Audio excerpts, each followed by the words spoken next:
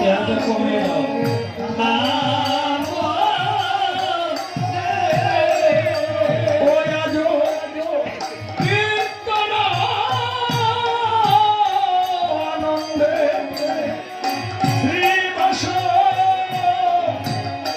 রামানন্দে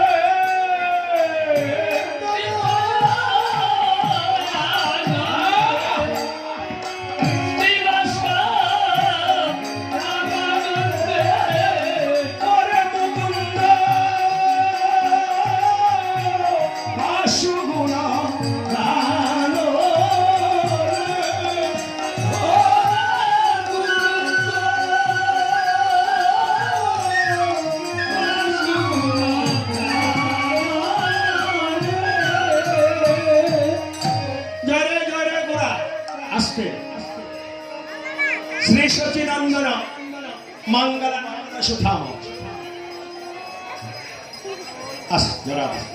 শোনো মা, রাম কালো, কৃষ্ণ কালো, নারায়ণ কালো, বিষ্ণু কালো, তাহলে মহাপ্রভু কেন ভালো? কালো না সুন্দর?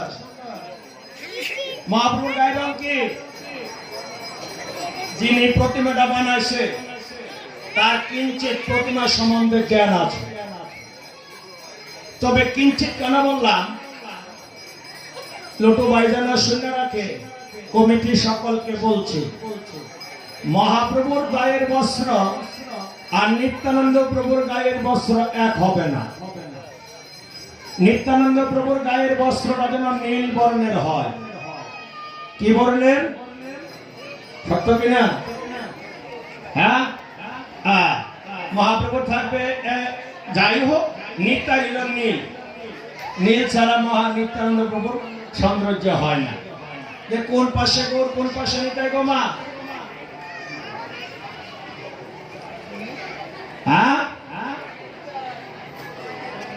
জানে নিতাই বাইরে গৌর, কথাটা এটাই ঠিক। তো অনেকে আবার এগুলো বোঝাও না।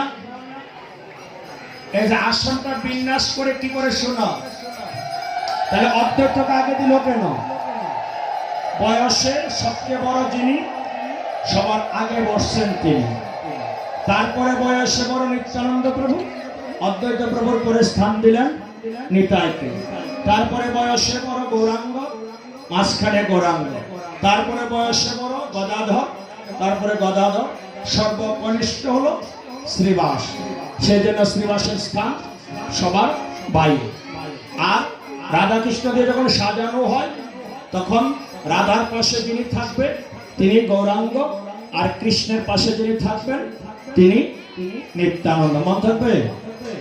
হ্যাঁ। আর যে কথাটা জন্য তুলছি, গৌর সুন্দর না? কিরকম সুন্দর? যেরকম রাধা গায়ের রং, আমার কৃষ্ণ গৌরাঙ্গের গায়ের রং। কার গৌর? তপ্ত কাঞ্চন রাধা বৃন্দাবনেশ্বরী। আজকে মহাপ্রভুর গায়ের রং শ্রীমতী রাধারানীর গায়ের রং।